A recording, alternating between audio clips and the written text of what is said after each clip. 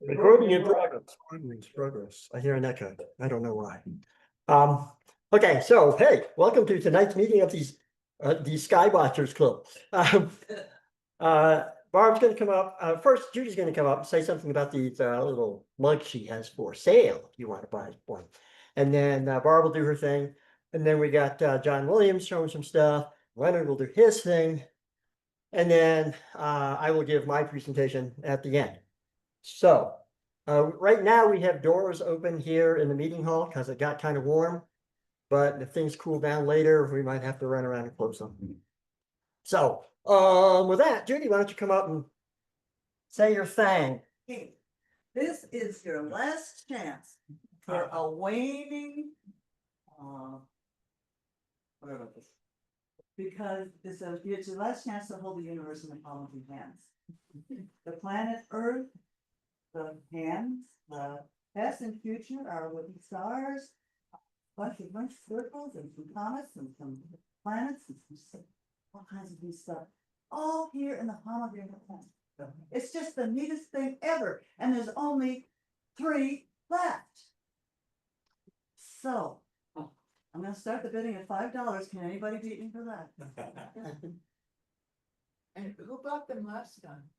Who didn't? Yeah, he did, okay. And I know the Zubins did. I'll take one. I don't know. I'll go for 5. Okay. Sorry. And if you want to go higher, I mean, I'm willing to let you go It's to a good price. astronomical prices are allowed. Anyway, there's 3 of them back there. Yeah. See me here, stick your money in the counter or something. Yeah, we're in baskets. And can you tell Judy's a storyteller? That's her profession. Yeah, you tell I can talk one step to what's not. Okay, yeah, let me just pass that. Here is the bid. Our calendar, effective in 120. For you guys. And I'm supposed to stand right here, Dewey says. So welcome everyone. As far as our next meeting, we're not sure of the date yet. And we may have it by the end of well, probably not the end of this meeting, but we'll let you know. I think Dewey had said, for those who don't get the Mountain Messenger, we should be once we know when the date is in speaker, we should be sending it out, at least to people who come up from down below, like Dewey and John Astolos. Am I saying your name? Astolos. And Mark might be here a little later. So we'll try to do that. I want to, yeah, so we'll let you know, we'll send you an email or a MailChimp and let you know the next date, but it will also be in the Mountain Messenger. And it'll probably be mid to late July. Can't do 4th of July because that's here and you might want to be here for that. We may have to talk to Susie about this, but we may try to do a SkyWatcher's booth. I don't think we're going to try to do the parade this year because we have our car, or I don't know. Wait, John has a new car. Maybe we can decorate that for SkyWatchers. We got a sign. So if you're interested, I mean, Wayne and Marion, you worked in the booth quite a few years ago, right? Will you be here July 4th? And would you be? Okay. Yeah, so we might try to do a booth and then we'll, hand out various things, we've got some leftover items we could hand out and just tell people. We could sell them all. Yeah, we got 2 more left. That'd be great. And I want to thank the Mountain Messenger. They're always so good about we didn't get the centerfold this time. Sorry, Dewey. But they're always so good about giving us a few extra days, to get our story in and giving us more space than most people who do regular calls get. And anyone else have any announcements or anything? You want to thank Oak Creek Canyon Park and Rec? Yes, I want to thank Oak Creek Canyon Park and Rec. And we will, I understand they're going to do a farmer's market occasionally there, and we might try to tie that in, or, work with them, and do a star party sometime this summer probably at the Pocono Canyon K-8 school soccer field, where we did it probably 8 years ago or so. It's a great location, not perfect night skies, but if we don't have it might be a good night for the moon, for that. Oh, that's the other thing, John, you brought your telescope, your little dual telescope? Yeah. Okay. It- Moon's pretty bright, but the moon, that's an We can look opportunity at the- also. Yeah. Did you see Susie's reply? I- It says. Did she say? Barb, 4th of July booths are sold out. Oh, You can get on the wait list. okay, thank She you. just sent that to us. Okay, good, okay. Did she answer my question about whether we can walk out there if we avoid the steps? Because the steps aren't in yet. But Susie, yeah, let us know. The deck looks great. Thank you so much, and I'll turn it over to you. Okay. All right, so the next part of the show is going to be John Williams, who is he hosts our Zoom meetings, and he does it from down in Santa Fe. And some people have sent him some stuff, and he's got some stuff to show. So it'll take me a minute to make sure that the Zoom sharing is up on the screen, so that not only people at home can see it, but the people here in the meeting hall can see it. So, hi, John, I'll let you know when you are up. Well, I'm sharing it, so let me know.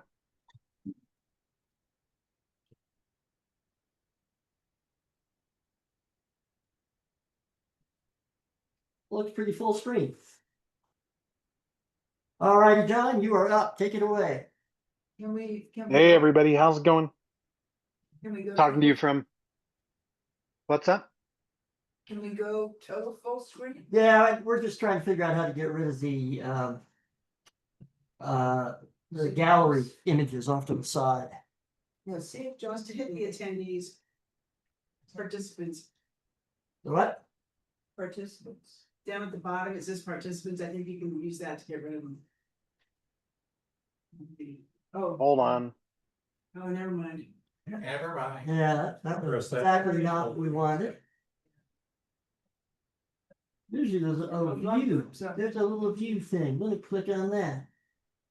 Yeah. If I gallery something. So it's standard. Full screen. That moved you guys up to the top. That didn't really make things bigger. Did I miss something in the review? Oh, full screen. Hey, how about that? Hey. Well, let me stick up these guys. For George. Yeah. Now, can I hide something? Yeah, how's that, guys? Close enough. I don't know if it's perfect, but it's good enough. Okay, John, take it away. Okie dokie. So this is going to be a combo of some astronomy. Well, it's all astronomy, but there's going to be some professional astrophotography and some semi-professional astrophotography. So we're going to start off with, if doggone thing will advance. One of the cool things about, I don't know how you describe it, the president's budget for FY26 had dropped, about a week or so ago. And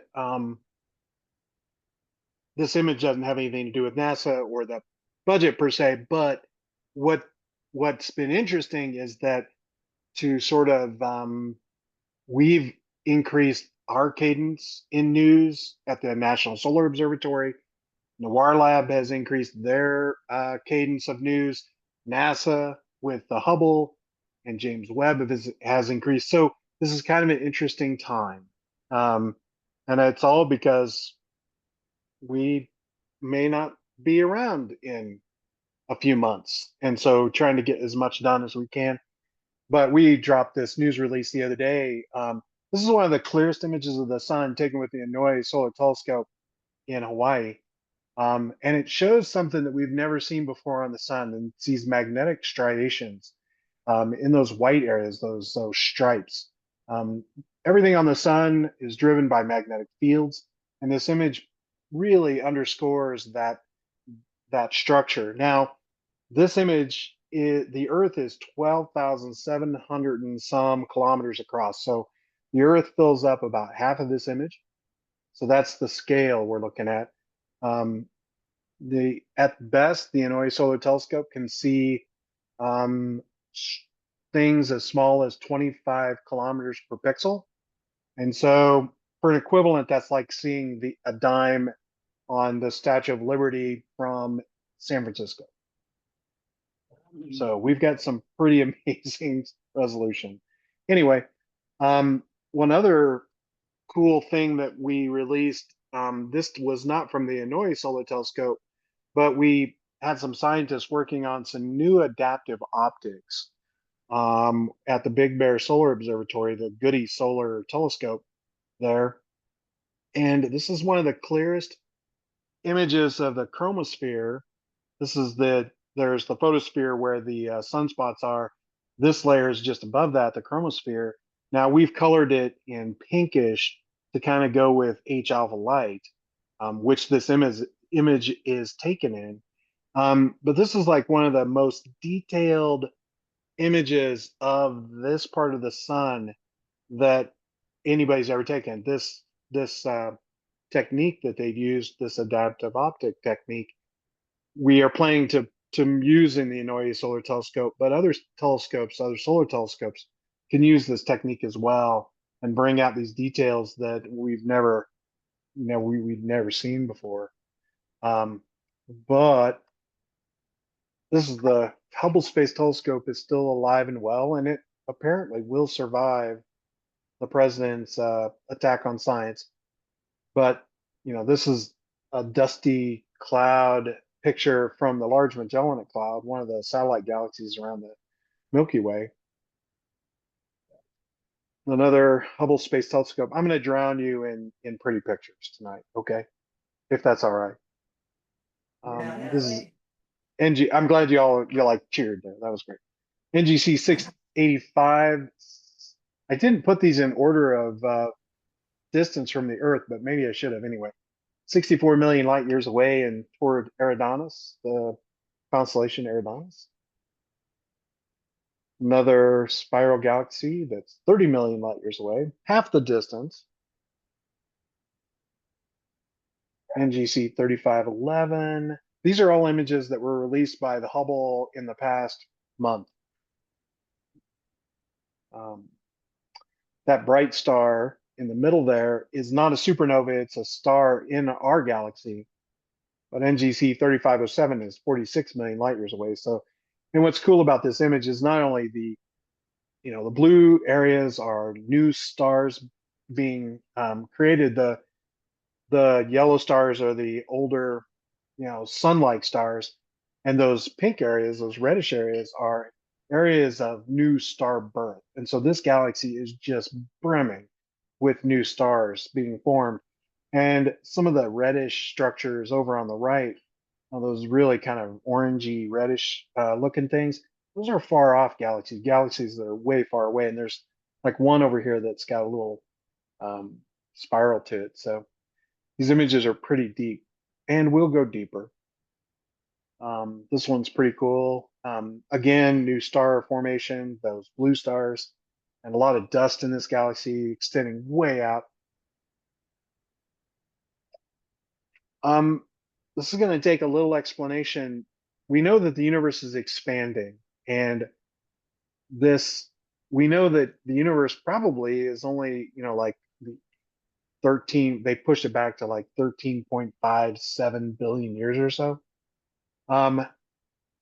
I've said that this galaxy that's being warped by the Einstein ring, by the quasar that's nearer us than the galaxy that's curved.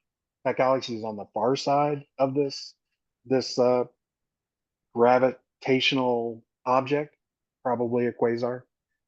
Anyway, that it's 19.5 billion light years away. And if you think about how that could be, is that if the center of time was the center of the universe, we're on one side of it, 13 billion light years away, then something on the other side at 11 billion light years away would be 19.5 billion light years or so. Anyway, so that's what's going on. The universe itself is twice the size of how far we are from that moment in time. Anyway, I don't know if I explained that well, but just kind of try to wrap your brain around that. And then, this image is so cool because it's got all these other galaxies far, far away in it. Something closer to home. This is from the James Webb. That last image was Hubble. So we're moving on to James Webb. James Webb sees the universe in near infrared. So it sees more heat than it does visible light, although it does capture that. That's why that image on the right is kind of false colory looking. But this is a really good close-up of the aurora. And since we're in what's called solar maximum, we've been seeing more and more aurora on not only Jupiter, but Saturn and even Uranus and Neptune. I'm not showing pictures of those tonight, but we have been seeing aurora as far south as New Mexico. Last week, they saw them reported down in Florida near the Gulf Coast. So this is a great time to catch the aurora without having to go up to Alaska like Judy and George. Oops, I mislabeled that. That is not my image. Another James Webb image of what's called the Double Helix Nebula. And this is the Sombrero Galaxy, which is one of the best images from the James Webb. And then just feast your eyes on all those galaxies. So those bright pinpoints of light are stars in our galaxy. And all the fuzzy ovals and spiral galaxies, those are all far, far away. And that's just the tiny little sliver of sky. If everywhere we look in the universe, everywhere we look in our sky, there's even more galaxies that we can't see, like this. This is a real image, and I found it just to be such a work of art. It's another James Webb image of an Einstein ring. Remember, the bright thing in the middle is a very, very dense gravitational object, like a quasar with a supermassive black hole in the middle of it. And everything that is on the curves on the outside, that's light being bent around the gravity well, and it's distorted, but those are even farther objects on the other side of this quasar. These things were predicted by Einstein, absolutely verified. I wonder what he would think now. Would this match his description? Would he be blown away by it? I don't know. I often wonder. And then, of course, there's a crazier Einstein ring. This image is one of the farthest images back in time to just about 200 million years after the Big Bang. The universe was forming these galaxies, and lots of them, lots of stars were already being created, these big structures. So the universe spent no time organizing itself into galaxies and such. Pretty cool. I wanted to play this video here at the end. There's one more slide after this that we'll talk about. This will kind of segue probably into Leonard's talk. But we've all been told that Andromeda and the Milky Way are going to collide one day. Andromeda is the closest galaxy to the Milky Way, 2.5 million light years away. But this is going to set us straight. For decades, astronomers believed that one thing was as certain as death and taxes. The Milky Way and our neighboring Andromeda galaxy were on a crash course, destined to collide in less than 5 billion years. That galactic smash-up would spark massive star formation, scatter stars like cosmic billiard balls, and possibly throw our sun into a whole new orbit. But now, that future may not be so certain. Thanks to fresh data from NASA's Hubble Space Telescope and ESA's Gaia mission, researchers have rerun the numbers, and they're telling a different story. Astronomers ran 100,000 computer simulations using the most precise data available today. The results? There's only about a 50-50 chance of a collision happening within the next 10 billion years. That's right, there's now a decent chance the Milky Way and Andromeda will simply pass by each other. No cosmic fireworks, no galactic pileup, just a long, swirling orbital dance. Why the change? This new study factors in not just the main galaxies, but also their massive satellite companions, like the Large Magellanic Cloud and M33. These smaller galaxies tug and twist the larger ones, disrupting the neat two-body collision model we once relied on. In fact, the Large Magellanic Cloud's gravitational pull might even guide us away from Andromeda. So, the universe may be saving us from a collision we were never going to witness anyway. After all, Earth becomes uninhabitable in about 1 billion years due to the sun's heat, and the sun itself burns out in 5. But hey, you never know, someone might still be around.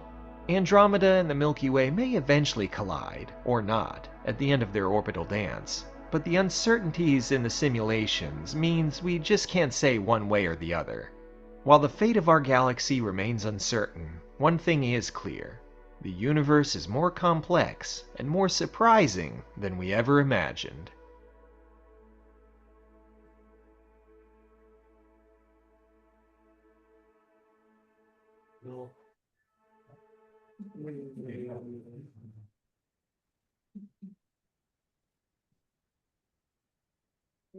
John, you there? Yeah, I'm here. Okay. You didn't want to talk over the credits. Oh, okay. Well, some credits playing. How rude. So we got 10 billion years? Oh, here's the picture of the moon. So you're saying we got 5 billion years. So I wanted to show that because I thought it was a great, I don't know, I saw that a couple weeks ago, thought I would share it with y'all. We're going to now move on to some of our astrophotography. Mark took this image of the moon when the Firefly, Bob, is that correct? You marked this image for Bob Grimm. I'm talking to him. He's online, but he's muted. Anyway, when his spacecraft was on the moon, Mark took this. We weren't able to show it at the last meeting, but we can. Here it is now. This is where the spacecraft landed, and from where I was here in Santa Fe, it was cloudy that night. Wasn't able to take a pic for Bob, and say Lovey, I'm just bragging. I was part of a show, and so apparently was David Elmore. Here in Albuquerque, 2 of my images got accepted in a juried show in the month of May, and of course, this is one of them. And my wife was nice enough to take this pic. That's at the Great Sand Dunes. I think I've shared this image in the past. And it's possible that David's picture is right over my left shoulder on that spaghetti nebula image. He hasn't gotten back to me about that yet, but anyway, this was the image at Sand Dunes from last summer. And here's the other image that was accepted. This is in Crestone, Colorado. They are stupas. They're kind of Buddhist landmarks. They're not temples. They're more like ceremonial things. This one's called the Temple or the Stupa of Enlightenment. It's filled with thousands and thousands and thousands of prayers from all over the world. You can't go inside them, but they've stuffed it with goodies. There's other things that are symbolic. Anyway, I got this picture. This bright thing on the right side is Jupiter. And then between the Jupiter and the Stupa is the Pleiades rising. If you're curious, and of course, this is a very wide angle picture.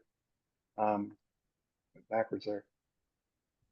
There's been a lot of clouds this past month here in Santa Fe. I'm not sure what it's been like up in Colorado, but it does produce some spectacular sunsets. This is a view from our house towards Los Alamos the other night. And I just had to include this for John Aslos. This is Starlink 31768 crossing in front of a 1.5-day-old moon last month. As much as I hate Starlink, I love this picture because I saw these satellites passing and I was like, oh darn, I'm not set up. I'm not gonna be able to catch them. And I don't know. I looked at my image and here one was. So pretty cool. Some other stuff I've been working on is some more deep space photography. This is M51 Whirlpool Galaxy in near Ursa Major, and another one near Ursa Major, M101, the Pinwheel Galaxy. I'm not very excited about. I'm still working on this image. I may have to take it again. I don't know. We'll see. We'll see. It's a work in progress. I wanted to leave you with this. This is just NASA's budget cuts according to the president's fiscal year 26 budget. This has nothing to do with the budget request that's going through that was accepted by the House and is going to be argued by the Senate here in the next couple weeks. This is what the president proposes for NASA's budget and what the impact is. New Horizons gets whacked. Solar science is just going to get killed. A lot of climate missions. And I have to say, a lot of these missions are planned. So they're, in the drawing board in the beginning stages. And some of these, like Juno, is at Jupiter right now, providing incredible images and science. Mars Odyssey at Jupiter. Anyway, I just wanted you to be aware that this is what it looks like, this new future in science. It's pretty dismal. And then this is just NASA. To include the National Science Foundation stuff like the place I work, the National Solar Observatory. So anyway, I don't want to leave you on a down note, but I'm leaving you on a down note. Questions? Comments? Can we write to our congressperson or the science committee and tell them? Actually, that's a really good question. I can forward if you're curious. There was a note the other day from the it's called Solar News.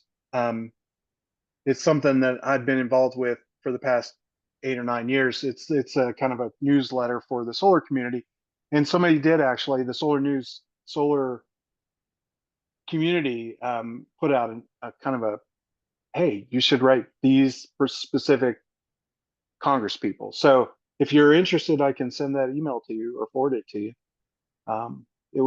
That's what we should do. We should really make a noise at our Congress people that science is important. Science is very important. And one of the biggest,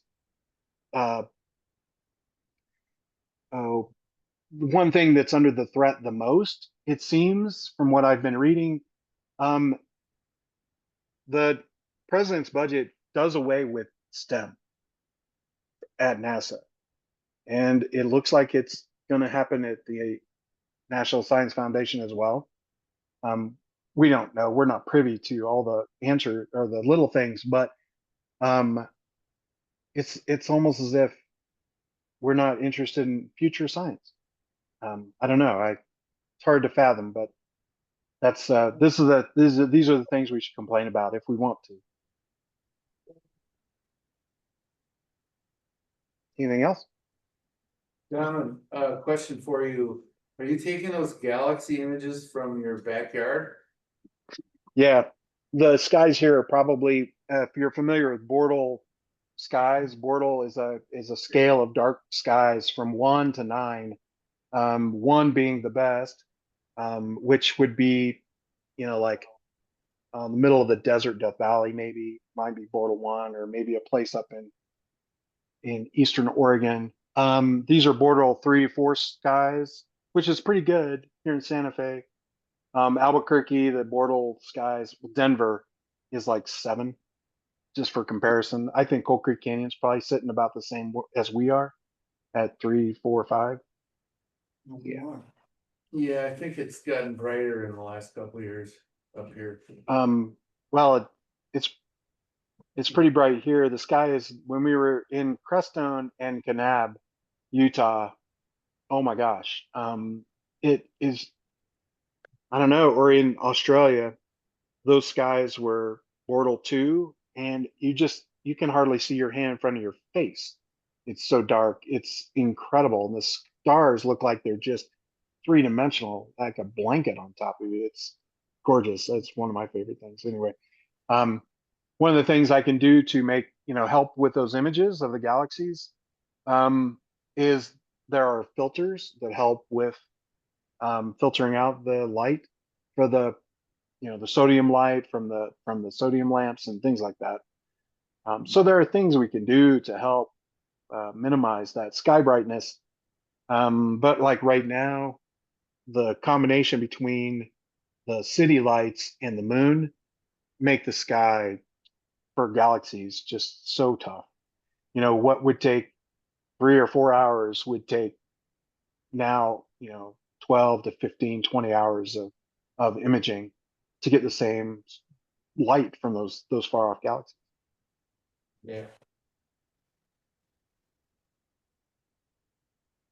All righty. We got one Sorry. more question from George here, Mike. I'm done. Go I ahead, didn't hear the George. question. John, can you hear me okay? Yeah. Okay. Think about the starting images that you were showing us. And think about the ones that were, I think, like 134 billion light years ago or something. What was the status of the Earth when that light left those galaxies? Do you have a feeling for that at all? Okay. So that's a cool question. So some of those Hubble images that I showed, were 40, 35 million, 40 million, 60 million. So the light that is from those galaxies left like when the dinosaurs were around, or 30 million light years ago. So we're looking back in time. So these images of well, like when the one image was 200 million light years, 200 million years after the Big Bang. That means that this was 13.4 billion light years, years ago, that light left, or that galaxy, those galaxies, and now it's hitting our eye. The Earth and the sun were only created out of the nebula that formed them 4.5 billion years ago.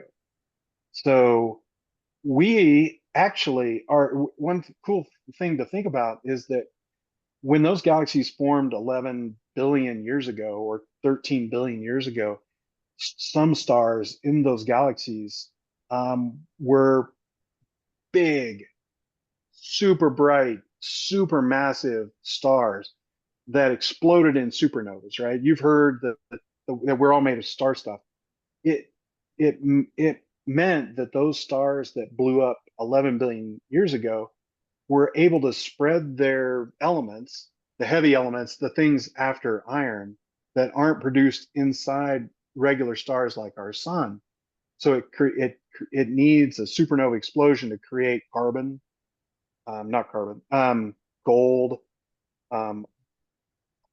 even anything after iron in the periodic table.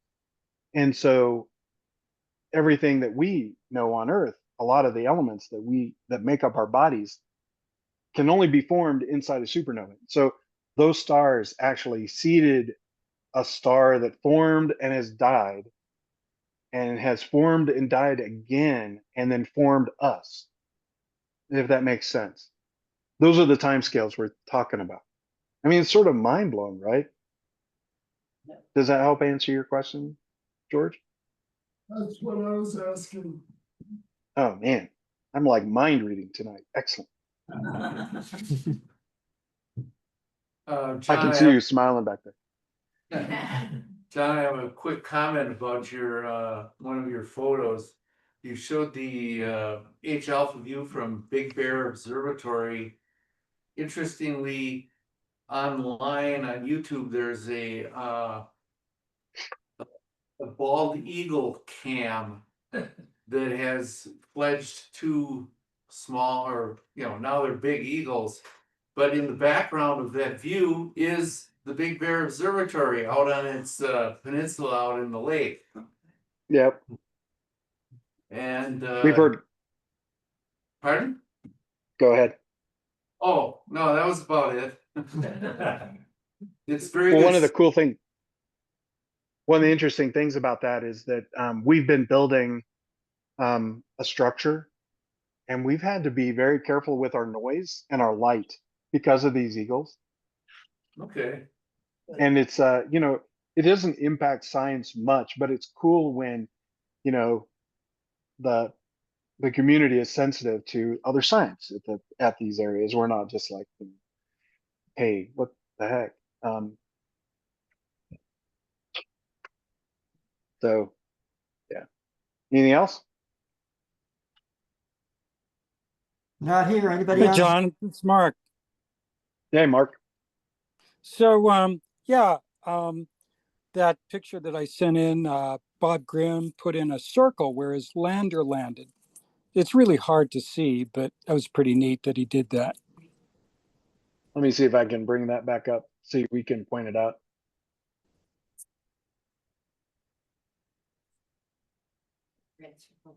Can It you see wasn't my that? lander. I was just along for the ride. Going through, can you see my That was it. slides and then Go going back, through? go back. Back in. Oh, there it Right is. there. Yeah, we see it. Right in there.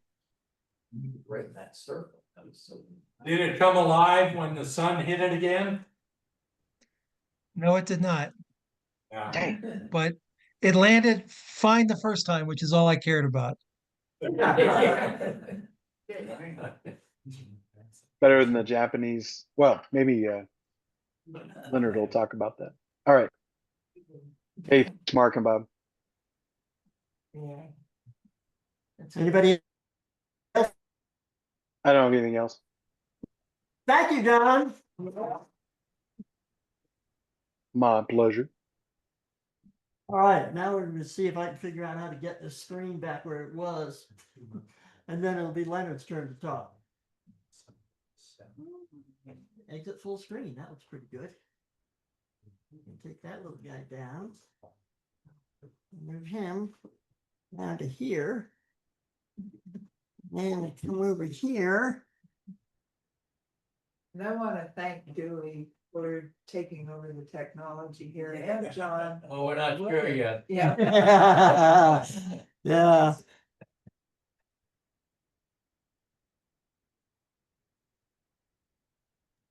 Now I got. There's some- Leonard's thing. There's some things we can do, Barb, but Dewey and I have talked, and we don't want to make the Zoom experience so good that people don't want to show up. Yeah. I Yep, like, it's like planned obsolescence. Yeah. Okay, oh, I didn't share my screen. See, this is why I have to remember this stuff. I don't see this on. Yeah, I know you don't, because I'm not sharing my screen yet. I need to bring this up here and do share. Is this your camera?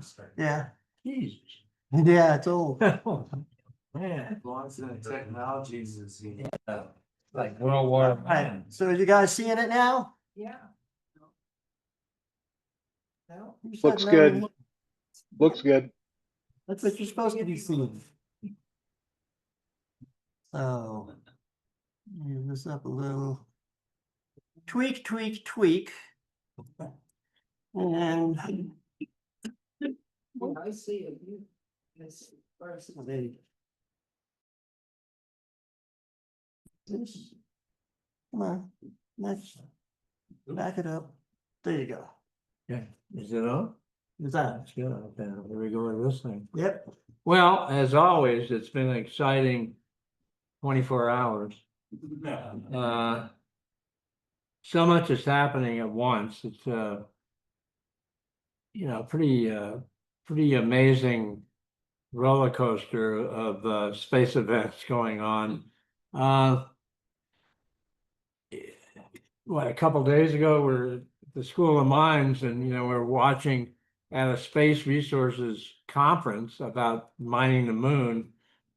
The Japan's iSpace spacecraft was coming in for a landing. Pretty exciting time. They had the room all quiet, and nothing came out from the other side about the health of the lander. Well, it turned out to be a crashed event, and they launched. It was called the Resilience Lunar Lander, which is even more telling. Anyway, it crashed, and it was a sad event. These people, this is their second in a row, trying to land a spacecraft on the moon. Had a mini rover on it. A lot of hoopla about it. Everybody was excited. I've never seen three glum mission controllers giving a press conference post landing crash. It was kind of sad. And hopefully, the group is a private group called iSpace, and they have a significant amount of money in the Japanese aerospace community to attempt another one in a couple of years. But it definitely was a critical blow to their egos, and all the team that worked so hard to try to land on the moon. Anyway, it's lessons learned, and hopefully they'll pick up from the lunar dust and dust themselves off and move on to another one. Leonard, Yep.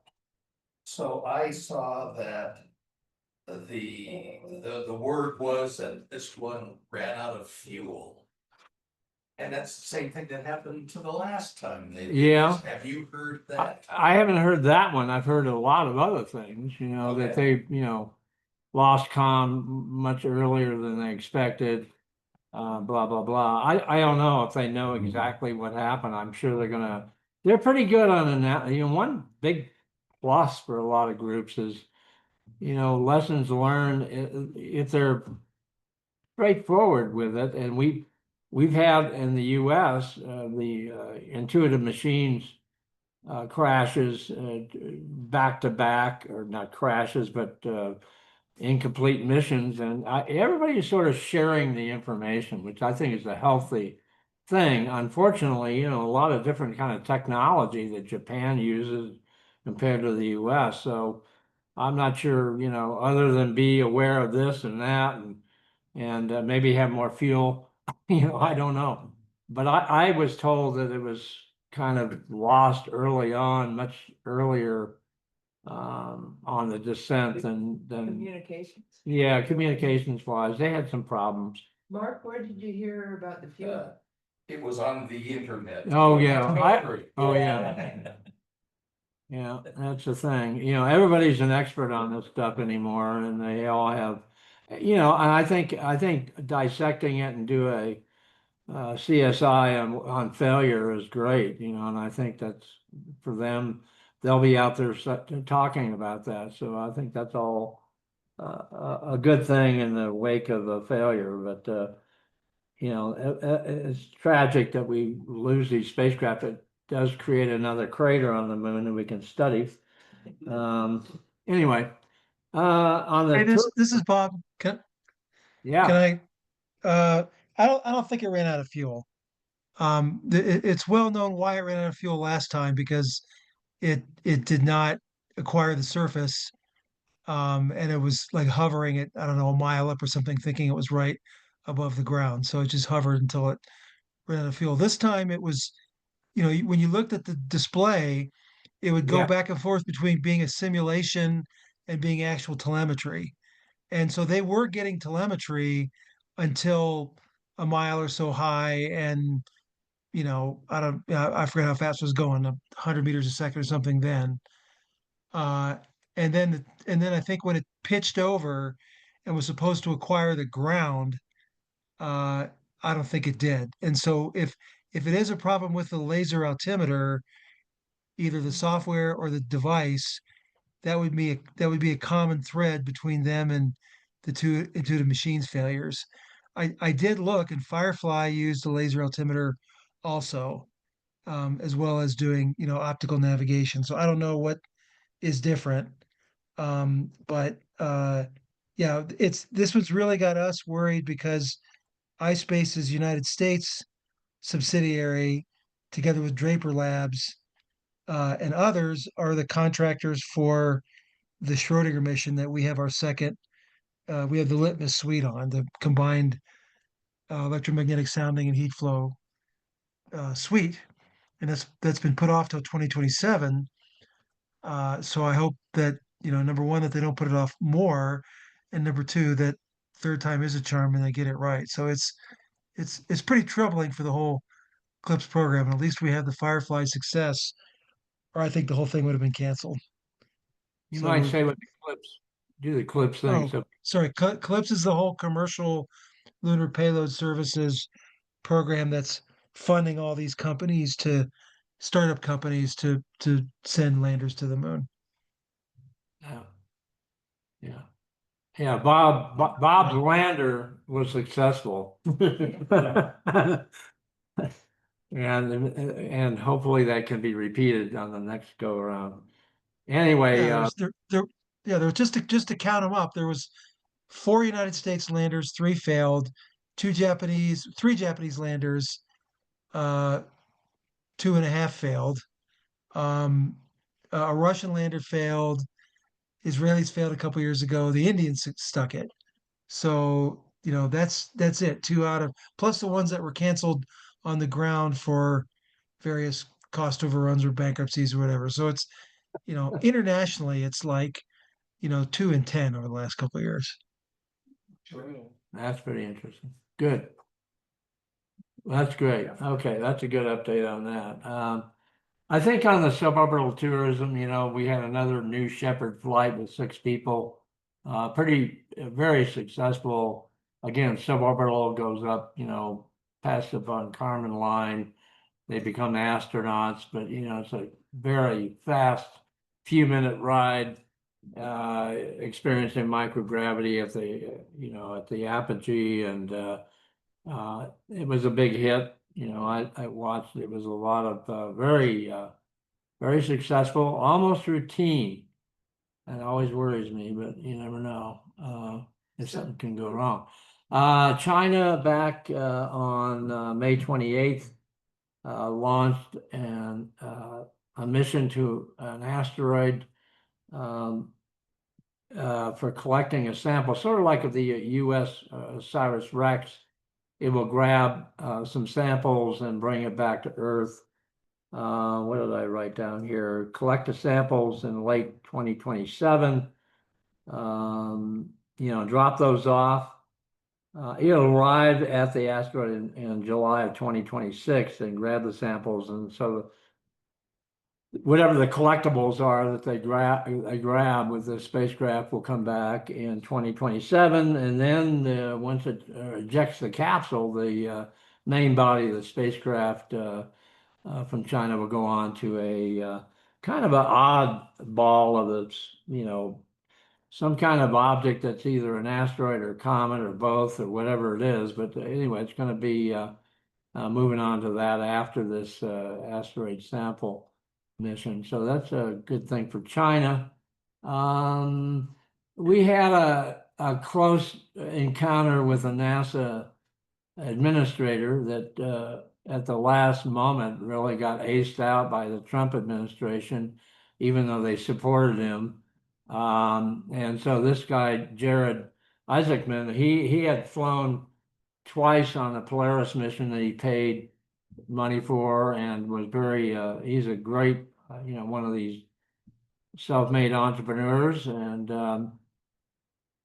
had to testify before the Congress, and was apparently given the go-ahead by everybody, and at the last minute they pulled the plug on this guy.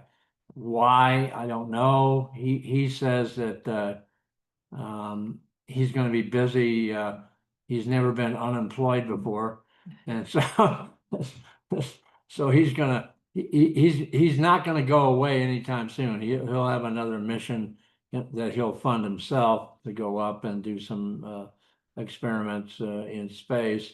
A very interesting character, and we don't know exactly what the new nominee is going to be.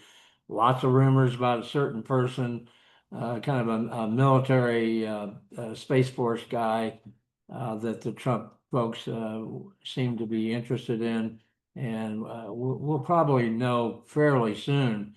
But the important thing to realize is it's going to take maybe weeks and months to get that person confirmed. So meanwhile, with all the problems, as John alluded to, about the budgets and there's a woman from Kennedy Space Center that's the acting administrator, and it's turning out acting is a really important role, in Washington, D.C. Everybody's acting, and how influential these people really are to make decision making that will adhere to the Trump policies. We'll see. But I think NASA's in a spin dive from a leadership role.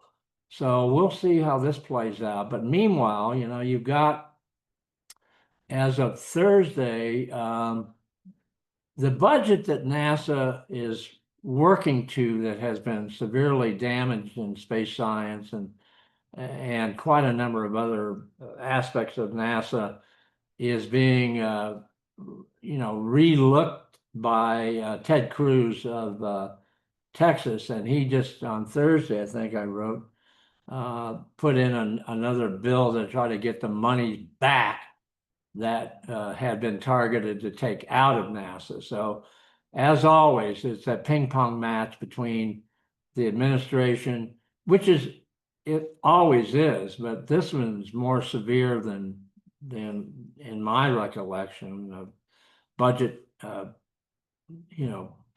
budget problems. And this has got a mark of disaster if all those budget cuts really stay in the certain way in the Trump administration. So we'll see how this is going to play out.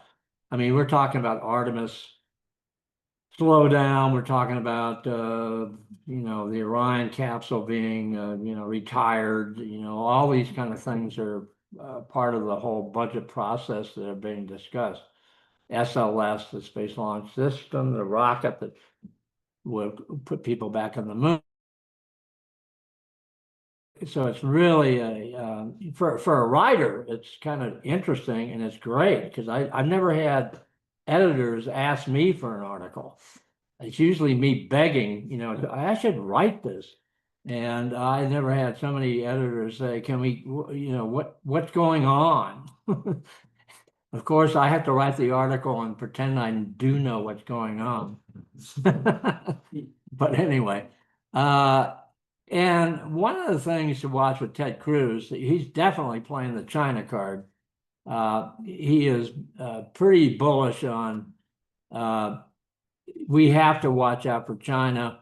In that bill that he just put in Thursday, it's pretty specific about making sure the Chinese don't get back to the moon before we do, or land on Mars before we do. So it's a really an interesting dynamic with Ted Cruz, how much support he's going to have with all the other problems the Trump budget is bringing up.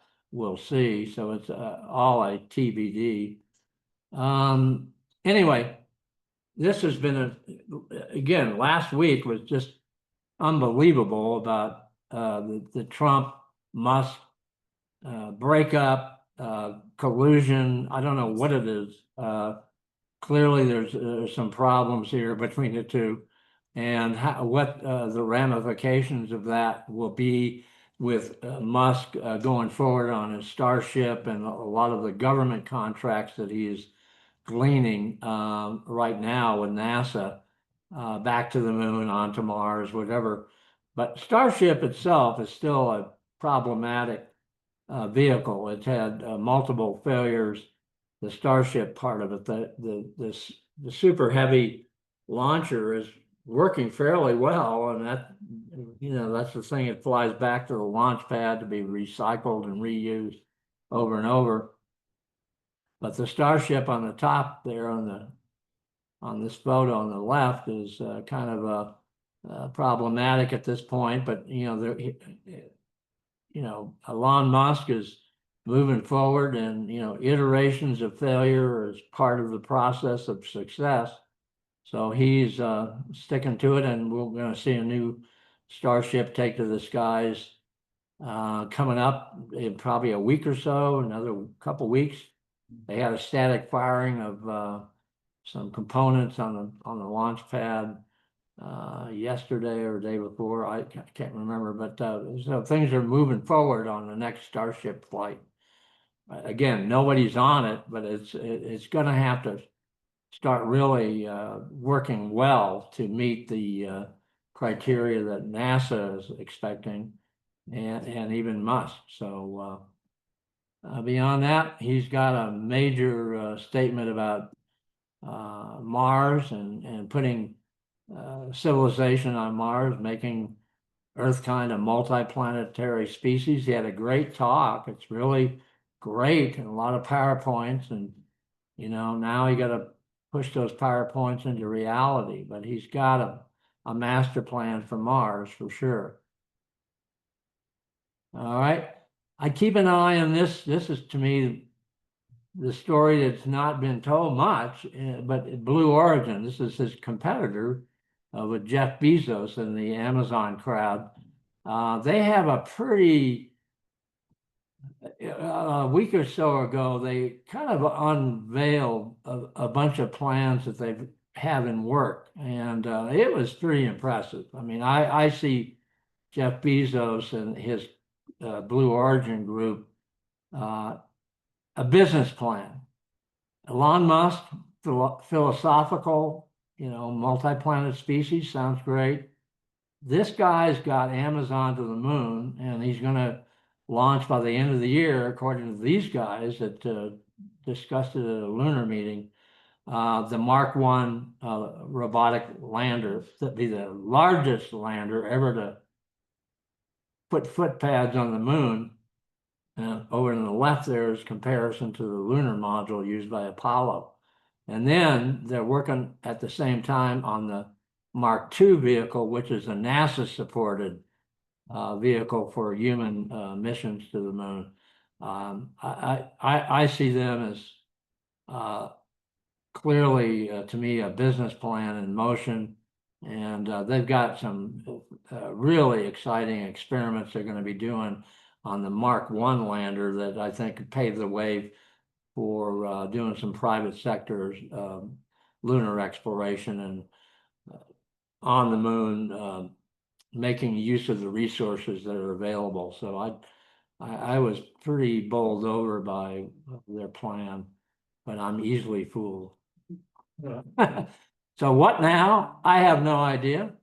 I don't know where we're going. I kind of like not knowing, because it makes more fun out of the whole next week. And then my big consultant on this is Jerry, my puppet from 1950, who I talk to pretty much every day, unfortunately, because Barb is very worried now. Yeah. But Jerry is telling me to keep my eye on everything. Thank you.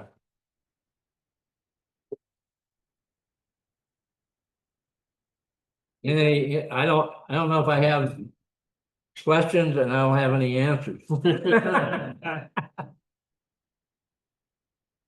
I just gotta say, you gotta fix Jerry's string, so his. Yeah, unfortunately, the string broke about. That's why his mouth is. Yeah, his mouth is kind of hanging there, and I can't use the string anymore. But I got so many people pulling my string, it doesn't make any difference. Anybody else have questions for Leonard? All right. Any Zoomers? Okay, well, Your turn. Pull them all over. I'd like to introduce our next speaker. That's me. Oh, that's right. Thank you. He's got the intro. You have to introduce yourself.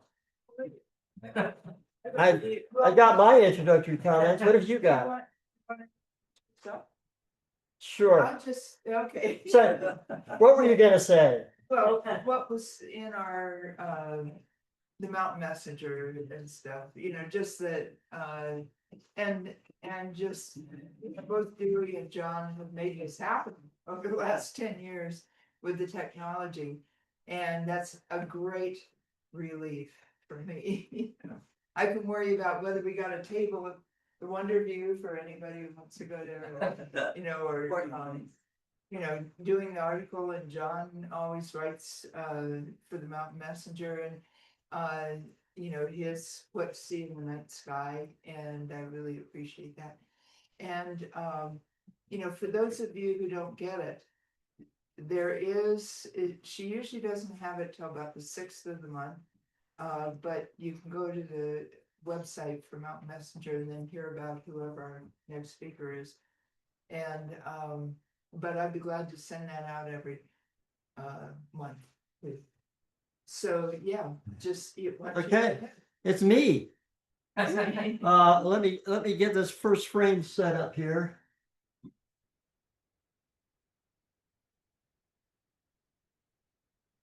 Okie dokie. So, some backstory here first.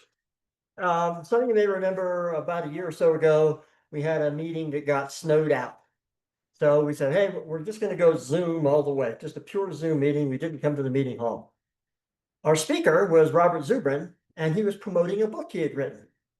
And he thought, Zoom meeting is, pure Zoom is not the best way to promote a book and make book sales. So what he said was, how about some other time? And so he kind of punted on doing that meeting. And so I kind of put together an emergency presentation on novas. Maybe some of you remember that. And what I did was I just basically took the PowerPoint presentation and recorded the narration and turned it into a video and played the video over Zoom. By the way, the punchline of that talk about novas was that there was this star, T Corona Borealis, that was supposed to go nova sometime last summer or early in fall. And it hasn't gone yet. And the last I've heard is the prediction is any day now, but it's been that way for a couple of months. So in case you've been wondering whatever happened to the T Corona Borealis story, that is that. But anyway, what that did was that planted the idea that, oh, I should produce an emergency presentation and just have it at the ready in case we ever have a case where our speaker has to cancel and that sort of thing. So that's what I did. Now this month's meeting became problematic because there was actually an activity here in the meeting hall that ran into this afternoon. So we weren't going to be able to get here into the hall till about 6 o'clock. Now, normally what happens is I show up about 3:30, set stuff up, and then test things, make sure they work. And then I arrange for the speaker for that night to show up at 4 o'clock so that we can copy his presentation over and make sure everything works. You're going, wait, everything doesn't always work. But anyway, that's the intent, is to try to reduce the problems we'll have during the show. Then at about 4:30 or 5 o'clock, we head over to the Wonderview Cafe for dinner and then come back for the meeting.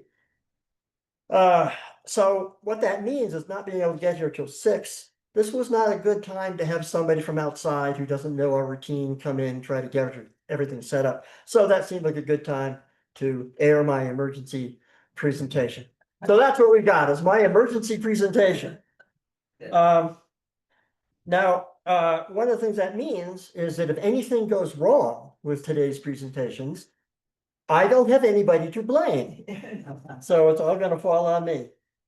This is not a technical presentation. There's no science, there's no equations. It's more like a, Sorry. it's more a personal tale, kind of like what I did on my summer vacation. If my summer vacation was 16 years in the 70s and 80s. And it's kind of focusing about, I lived in Florida during that time, And that meant I got to see some space stuff that maybe not everybody got to get. So that's kind of what I'm going to be showing. I have far fewer photographs from that time than I now wish I had. I wish I had been more like kids today, taking pictures of everything. But I do have some stuff up there that you'll see. So with that, allow me to be a little self-indulgent and just talk about me for a while. It takes about 35 minutes to show. Being a video, it means hold your questions until the end. Okay, here we go. This is about my time living in Florida in the 1970s and 80s, with emphasis on space stuff. My dad was career Air Force, and he was transferred from the Washington, D.C. area to Patrick Air Force Base on the east coast of Florida in the summer of 1972. Now, I had just graduated from high school, so that was good timing for me. Like a lot of military people, Dad had declared Florida to be his official state of residence when he had been stationed there around 1950. Florida has no state income tax, so military people tend to do that if they ever get stationed in Florida. You would see a lot of Florida license plates on military bases. Being Florida residents, it made sense for me to attend the University of Florida in Gainesville because I could get the in-state tuition rate. And this means that Mom and Dad were only 3 hours away, good for weekend visits home. Patrick Air Force Base is just south of Cocoa Beach, which is just south of Cape Canaveral and the Kennedy Space Center. Dad bought a new house in Satellite Beach, just south of the base. It was a short drive to his office in the Air Force Technical Applications Center, seen here along A1A. The rockets on display in front of his building made it clear. We're now living on the Space Coast. Shortly after we moved in, Dad signed us up for a VIP tour of the Kennedy Space Center. So, one morning, we went to Patrick to board a bus to take us up to KSC. The fact that the bus was a blue school bus kind of diminished the hoity-toity sense that we're VIPs.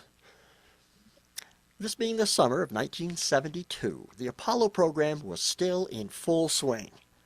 Part of our tour included a tour inside the Vehicle Assembly Building while Apollo 17 was being assembled. I saw a Saturn V under construction inside the building. They even took us up to the top of the VAB inside, and I remember looking down at the dots that were people and the tiny-looking semi-tractor trailer trucks down there. I joked about dropping a penny from up there, and our tour guide did not seem to think that was funny.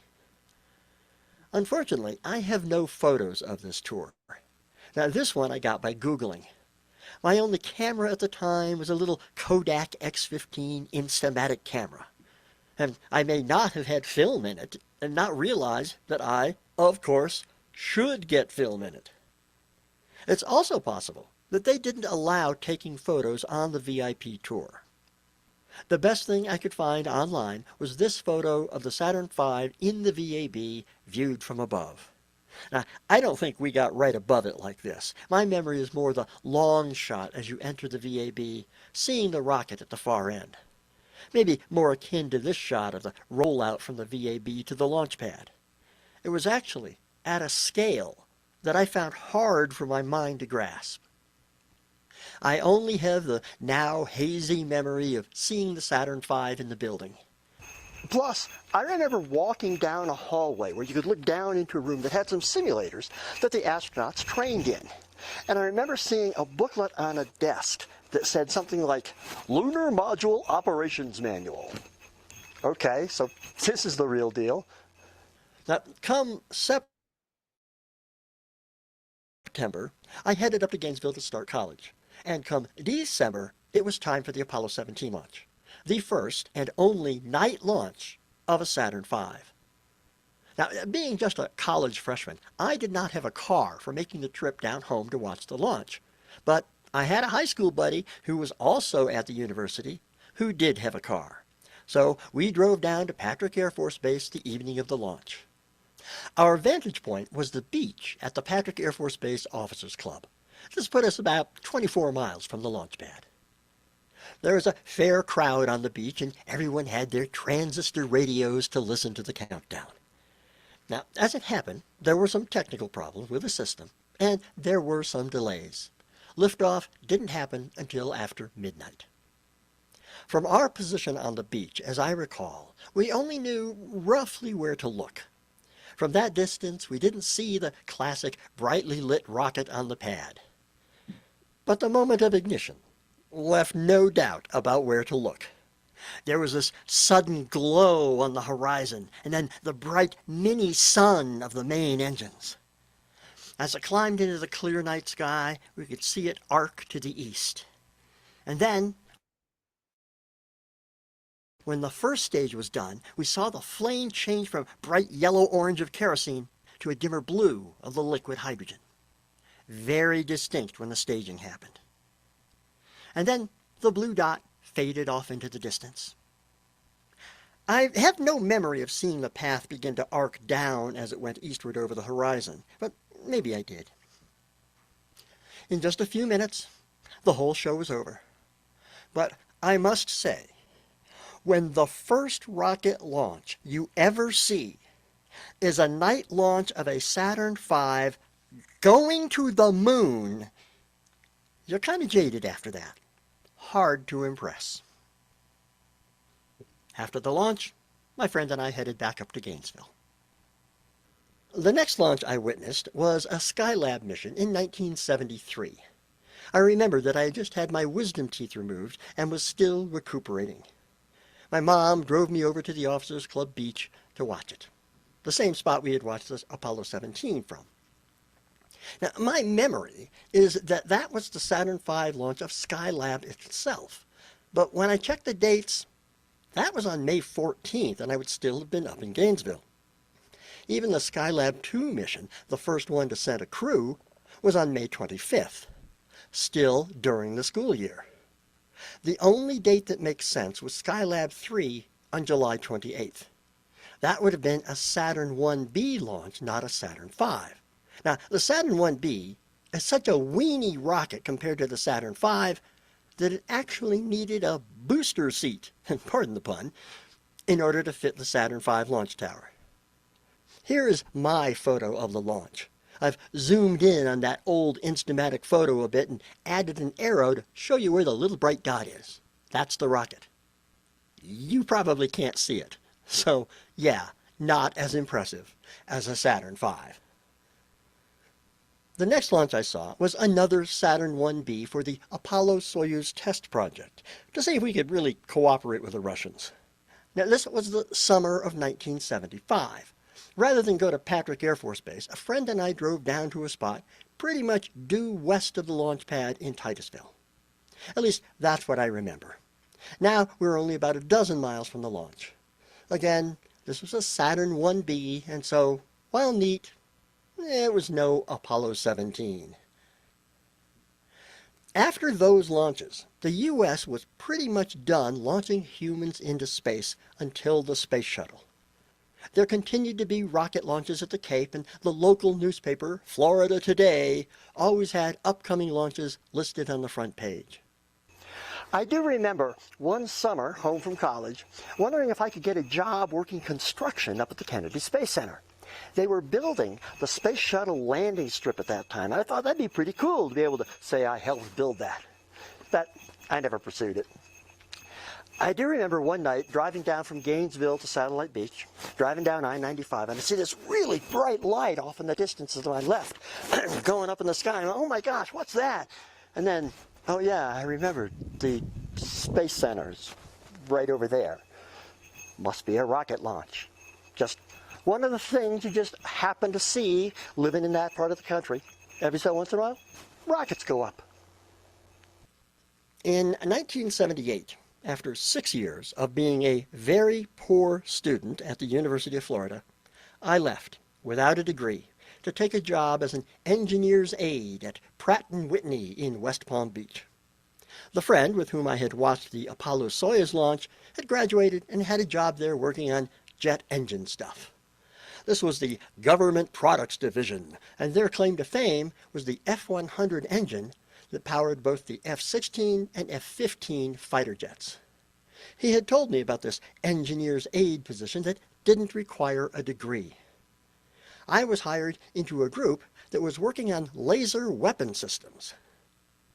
I worked there for 2 years, 1978 to 1980, before getting my attitude straight and returning to the university to finish my degrees. During my time there, somehow a tour of the Kennedy Space Center was arranged for some of the engineers at Pratt & Whitney. I got to go along. For me, it was almost like going home. My parents still lived in Satellite Beach. Now, on this tour, we did go into the VAB, though we didn't get to go up to the top. We did see a control room, which I'm sure seemed to be filled with really high-tech computers at the time. Now, since the Apollo program was history at this point, there was no Saturn V inside the building. But there was one lying on its side outside, so you could really get a sense of the size of the thing. I happened to catch a car driving by for size comparison. And like many of the photos you'll see here, there's some smudgy stuff from scanning the print. There was not a row of flying objects in the upper corner. Here's a shot of the business end. One of the things I remember from that tour was that the tour bus we were on, once we got there, actually drove out onto the space shuttle runway, so we got a ground's eye view of that. Nearby was the space shuttle removal tool that was used to remove the shuttle from atop the 747 that was used to transport the shuttle to the Space Center. Now, at this time, there were not yet any operational shuttles on hand, but the very first shuttle, named Enterprise, had been used for early flight tests, being released from the 747 and then gliding to a landing. Enterprise was at the Space Center, but not in the VAB. It was actually out on the launch pad so that they could verify that the launch tower and the servicing structure would fit. And our tour bus actually drove out near the pad so that we could see it. Now here you can clearly see the fuel tank and the solid rocket boosters. Notice that the fuel tank is white. Only the first 2 shuttle launches used fuel tanks that were painted white. Then, as I heard at the time, somebody did the calculation of the mass of all that paint and decided they'd rather use that mass for useful payload. From then on, the tanks were the orange color you're familiar with. But I don't know if that explanation's true or not. Unfortunately, this is about as close as our tour bus got to the launch pad, but they did drive all the way around it. I tried a photography trick for the first time where I held my Instamatic camera up to one eyepiece of my binoculars while I looked through the other eyepiece to frame the shot. Here's what I got. Not too bad. We were close enough that the shuttle more than filled the view through the binoculars, so I took 2 photos and then lined them up to make a bigger shot. Here's a slightly better shot where you can see more of the shuttle itself. They had the servicing structure swung into place around the shuttle, so you could only see a little bit of it from the side. But you can make out the body and the leading edge of one of the wings. Now, here, I've roughly outlined the wing in yellow and the fuselage in orange. See it? I was particularly pleased with how well this worked because one of the optical engineers in our laser group told me that wouldn't work. Now, there are some challenges to it, but the principle is solid. In 1980, I returned to Gainesville to finish my degrees. Now, I joked that earlier I had been on the rotating majors program, having started as an engineering major, then thinking maybe physics, and then 1 quarter as a music major, then back to physics, and then added on mathematics and computer science. All noble goals, but that was during my bad student days. Now, returning to Gainesville with motivation intact, I pushed on for the physics and math degrees. The parents of a guy I knew in the dorms back in my bad college days had bought a house up in Gainesville because they had another son who was starting school up there. They thought it'd be a good way to save money on rent and be a good investment. So I rented a room in that house. One of the other guys renting a room there, a friend of the owner's son, had graduated from high school in Melbourne, Florida, which is just south of there. And he actually had a summer co-op job working at the Kennedy Space Center. So, guess that's just one of the perks of growing up in Florida. Now, his name is Mark Sebring, and he'll come up later in the story. The space shuttle was finally ready to fly in April of 1981. I now owned a car, but laziness kept me from bothering to drive down to see the first launch on April 10th. But that first launch attempt was scrubbed, and so it was a few days later, by coincidence, April 12th, the 20th anniversary of Yuri Gagarin's flight, when they were going to try again. And my laziness was tested again.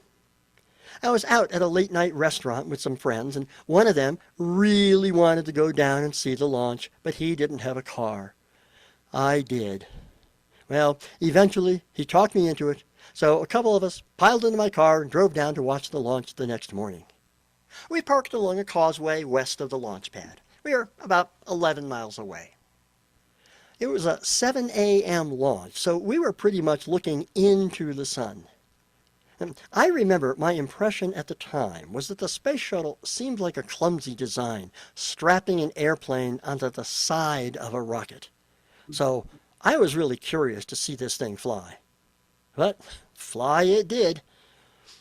I took one picture of the launch. But looking sunward as I was, I needed something to block the sun, so I got into the shadow of the friend who had talked me into driving down for the launch. There he is, providing me shade. His name is Mark Adler, and he went on to get a bachelor's degree in mathematics, a master's degree in electrical engineering, and then got a Hughes Fellowship to get a PhD at Caltech, where he did a thesis on particle physics. Then he got a job at JPL, where he worked out the gravity assist dance that the Cassini spacecraft used to get to Saturn. And for a while, he was the Mars Sample Return Mission Architect. But then he went on to be the Deputy Mission Manager for the Mars Exploration Rovers, Spirit and Opportunity, and the Mission Manager for Spirit. If you read Steve Squire's book, Roving Mars, Steve was the principal investigator for the Mars Exploration Rovers. There's a chapter in there called Adler's Inspiration, where Mark came up with the idea to reuse the bag system they had used on Mars Pathfinder and redesign the rovers to fit. The general gist is that this was the breakthrough idea that saved a mission that was having trouble getting funded. So, Mark's a smart guy. He has since left JPL and gone to work for Apple, where I imagine he's getting paid a lot more. By the way, if you've ever used zip to compress or uncompress a file on your computer, Mark was one of the authors of the zip program. Okay, back to me. Having seen a space shuttle launch, I now figured I'd want to see all space shuttle launches. For STS-2, the second launch, in November of that year, there was a friend of a friend who had a base pass, so we could all go down in his van to see it from on base. Now, the base pass gets you to a causeway on the Space Center grounds that's about 7 miles from the launch pad. Not as good as the press site, which I think is 3 miles from the pad, but still way better than watching from Titusville or Patrick Air Force Base. Now, here's a picture of the view from that spot. That's Mark Adler with the binoculars around his neck looking cold. The launch tower can be seen just to the right of him, right there. The view through binoculars was pretty good, so I tried my trick of putting my Instamatic camera up to the eyepiece again. This shows you can actually make out the outline of the shuttle. Unfortunately, this launch attempt got scrubbed at T-minus 31 seconds. So, all for naught. Also unfortunate was that our ride was a handicap van, so instead of seats in the back, there was the mechanism that raised the guy's wheelchair. Not particularly comfortable for the 3-hour drive from Gainesville. and the 3-hour drive back. Now, this was all on November 4th. The second launch attempt was on November 12th. Now, I knew about this concept of base pass, where you get to actually be on the base for the launch. I mentioned this to my NASA co-op roommate, Mark Sebring, and he mentioned that his girlfriend from high school now worked at the Space Center, and she could get us a base pass. And so she did. And from then on, a bunch of us would pile into whoever's car seemed to hold the most people and drive down to the Space Center to watch the launches. No more lying in the back of a handicapped van. Now, here's a couple of us waiting for the launch of STS-2. The red car in the foreground is my '68 Barracuda, which I still have sitting in my garage. It's sprouting a CB antenna because back then, CBs were considered cool. The guy standing in the white shirt is Mark Hamilton. Seems like everyone is named Mark in this story. He had been a roommate of mine back in my college dorm days, and he was a fairly active amateur astronomer. To the right of him is his 6-inch Criterion Newtonian reflector telescope. That provided a much better view than my 12x binoculars. And again, I held my Instamatic up to the eyepiece and took a picture. Here's my shot of the launch pad through the binoculars, and here's the view through the telescope. This second attempt at a launch was successful.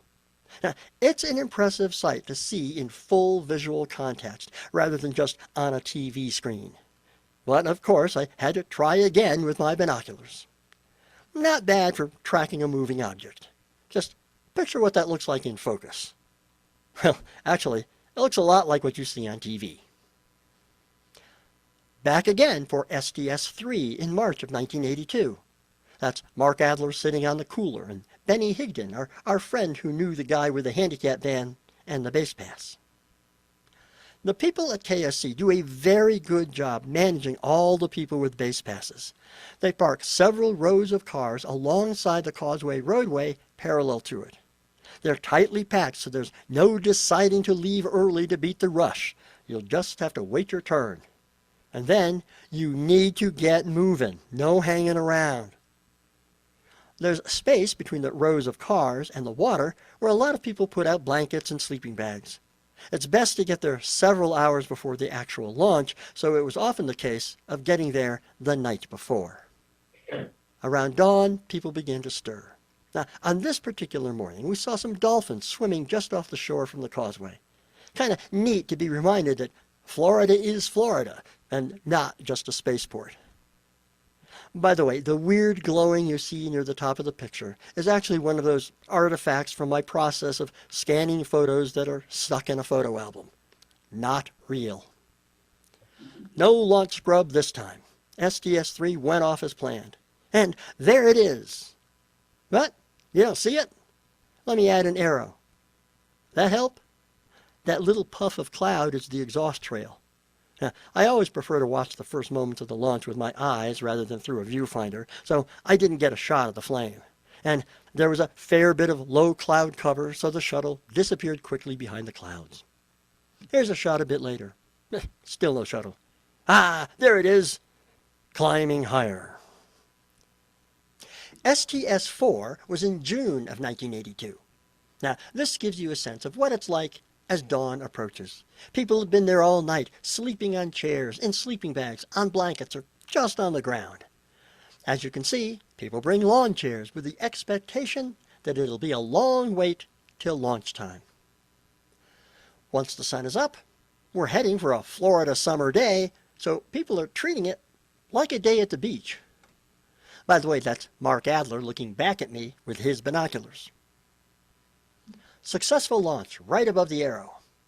Apologies for some of the weird color blobs. These photos were taken with a Polaroid one-step camera, which would spit out printed photos, but the quality is not what we're used to in this digital era.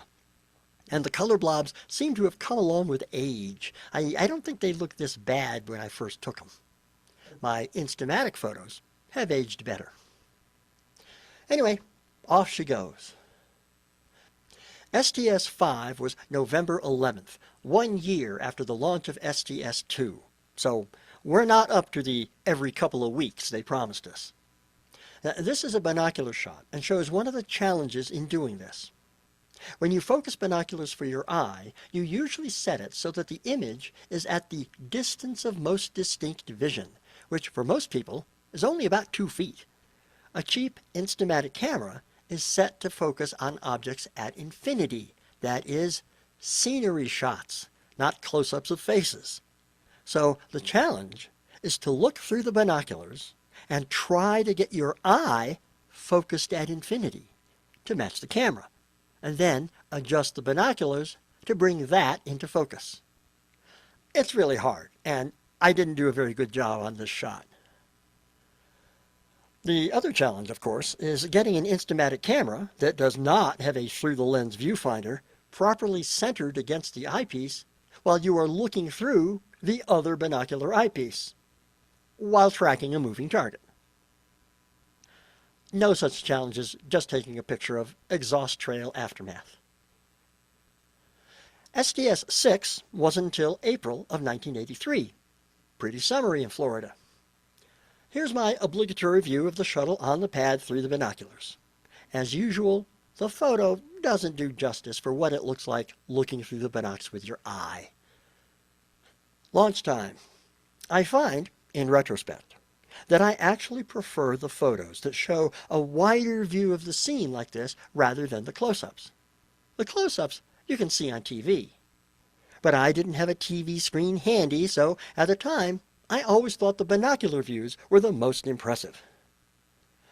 Once it's far enough away, a lot of people lose interest. You can see one guy still following it with his binoculars. One thing you can't really see naked eye, but you can see with binoculars, is the solid rocket boosters falling away. But I never got a photo of that. I don't think it would have been big enough and clear enough through the binocular photo. But you look pretty keen looking through the binoculars. STS-7 was in June, so only about 2 months after STS-6. Shuttle on the pad through binoculars. Nice wide shot of the launch. Now, this is just such a unique thing to be seeing in the sky. Binocular shot in flight. And another. Now, these show one of the issues in setting the camera right. The camera can't quite get up to the exit pupil of the optical system in the binoculars, so you see the darkness around the edge. Taking pictures of the exhaust trail might not seem that interesting, but it really is a striking thing to see in person. It is definitely not a typical jet airliner contrail. One of the more memorable launches was STS-8 at the end of August 1983, because it was a night launch. Neither my Instamatic nor my Polaroid one-step would succeed at photographing that, so I had to rely on a friend, and I forgot who had a real camera that could capture this. This was really amazing. The only thing that could compare to a Saturn V night launch was a space shuttle night launch. There's so much flame coming out of the solid rocket boosters, and this was from only 7 miles away instead of 24. STS-9 was back to the daytime launches. This shows Mark Adler watching it as it goes. I'm not sure, but it looks like you might be able to make out the shock wave in the clouds as an arc around it. It's right about where this circle is. Now, hard to see in the original, so I asked John Astalos if he could use his Photoshop skills to maybe enhance the image some. That seems to bring it out a little more. Thank you, John. And here's the usual binocular shots as it goes. I think I was getting better at these. Let me back up to that first one. The image of the shuttle and the tank is particularly clear. I mean, let me zoom in on that. Now, you have certainly seen better images of the shuttle in flight since then, but I felt pretty good about that. Just an Instamatic camera and a pair of 12x binoculars. That pretty much ends my spate of see every shuttle launch. I've seen a couple since, including another night launch in the 90s, but I wasn't as close. And I think I have an SVHS videotape of that experience somewhere. I did get another opportunity for a special tour of the Space Center. Mark Sebring, that NASA co-op roommate whose girlfriend was our first in for getting base passes, would continue co-op work at the Space Center during the summer. And one day they had a family and friends event where you could invite some family and some friends to see how cool it was to work where you worked. And he invited me to come along. Now, I don't remember what year this was. I think it was probably 1984. This is a picture of the guy whose parents owned the house I was living in and his girlfriend, posing in front of the crawler that's used to take the Saturn V's and space shuttles out to the launch pad. Now, this photo doesn't come near capturing the huge scale of that device. It's farther away than you think. Here's a photo I got off the internet showing the crawler next to a truck with a Saturn V in the distance. The scale of this thing is almost battleship size. In the background is the launch tower used for the Saturn launches. It has the booster seat still in place from its last use as a launch tower for the Saturn 1B launch for Apollo-Soyuz. You can see that it's elevated off the ground.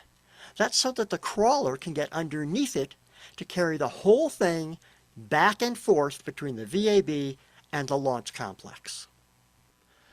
This is a photo showing the gravel trackway that the crawler would move along between the VAB and the launch complexes. Adjacent to the VAB is a pair of huge hangars dubbed the Orbiter Processing Facility. This would contain space shuttles in a horizontal position, like a plane instead of a rocket. That's for processing after a flight and in preparation for the next flight. There was a space shuttle in the hangar when we were there. Here's a shot of Mark Sebring, the NASA co-op roommate, and his newer girlfriend. They are posing in front of the engine nozzles on the shuttle that was in the facility. Here's a picture of one of those nozzles. And here's a composite shot that shows how close we were able to get to the shuttle in the processing facility. It was pretty cool. After about this time, space shuttle launches had become so routine that I no longer felt a need to make the trip from Gainesville down to the Space Center, so I stopped going. When the Challenger disaster happened, I was actually asleep in my bed. My clock radio came on, and the first thing I heard the announcer say was that they were searching for pieces of the shuttle in the ocean. I wish all my alarms could instantly make me alert like that. My dad would watch shuttle launches just by going out into his backyard and watching from Satellite Beach. As he watched the Challenger launch, he thought, uh-oh, that doesn't look right. And he went inside and turned on the TV coverage. After that, Florida issued a special license plate commemorating the disaster. I believe the extra money you paid went to the new Astronauts Memorial Foundation. I, of course, got one of those plates, and my license plate number of AAA048 made me look like I was the 48th person in the door statewide to get one of those plates. But it was actually because Gainesville is in Alachua County, and they issued the license letters by county alphabetically. Alachua came first. My bank at the time was Sun Bank, and they released a credit card connected with the AMF. Some portion of sales went to that organization. I moved to Colorado in 1988, but as you can see by the expiration date of January 2003, I kept using that card because I thought it looked so cool. But they had discontinued this card, so this was the last time I could have one like that.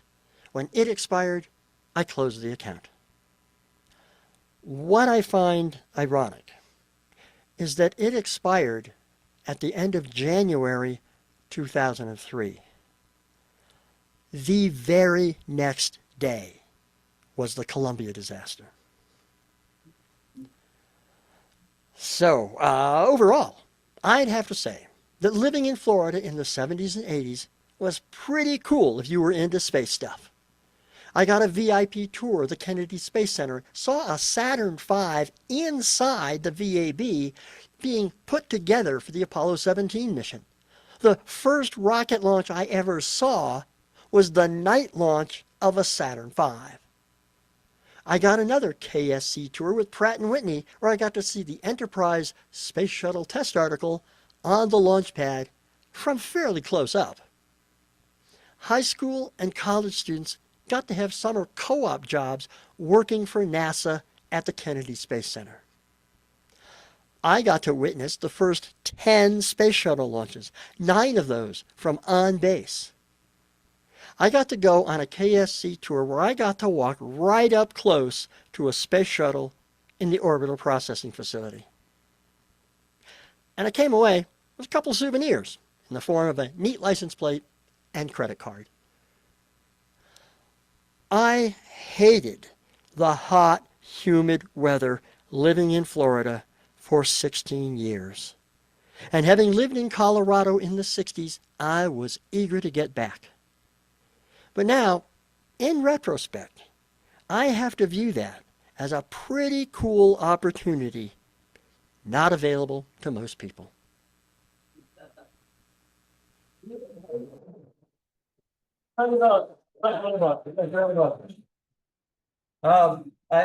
If you want to see, I brought some. I don't have a lot of souvenirs, but I have a couple, including the old Instamatic camera. And there were a couple things that I realized I could have mentioned that I didn't when I made that thing. One was, not only do you get to see shuttle launches down there, you get to see shuttles land. And I went to one landing, and this was not a base pass scenario, so it was one of those drive out to the causeway by Titusville and watch. And the interesting thing is, when you go to see a space shuttle launch, when you get there, you know exactly where to look. It's the launch pad, especially at night, because it's got all these lights on. And also, you know exactly when it's going to go. There are speakers telling you 10, 9, 8. When you're watching a landing, you got nothing to go by. You're like listening to a transistor radio and hearing them say something like, well, the shuttle's coming in over Alabama right now. I don't know. And so you're looking up in the sky, and then the clue is you see the contrail for the fighter jets that are chase planes that come in alongside it. And you see their contrails beginning to arc around and converge. And as they get close together, you get your binoculars and you go, yep, and there's that little black triangle in the sky, and now you've got it. And so you watch it come down the rest of the way until it disappears behind the trees because you're not actually on base. So that was pretty cool. I got to see that once.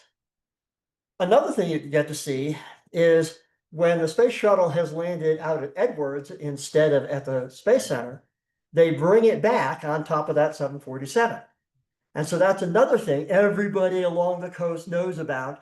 And that plane flies right up along, just over the ocean, just off the beach, and flies up before landing up at the Space Center.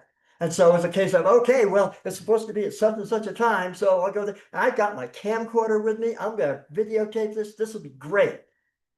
The thing is, it's an airplane flight from California. It's not as precisely timed as a launch. And so what happened was I got to my dad had a timeshare condo at Cocoa Beach.